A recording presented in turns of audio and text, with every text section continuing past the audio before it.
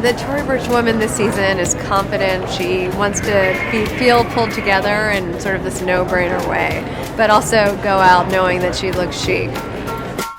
This idea of elegant sportswear, we call it elegant sportif. And to me, it's a lot about some cleaner silhouettes, mid-lengths, some wider trousers, experimenting with silhouette, and just mixing of fabrics, whether it's lame mixed with leather, georgettes. A striped suit to me is so chic and new.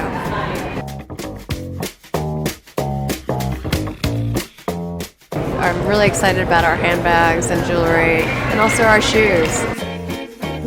We have a lot to look forward to.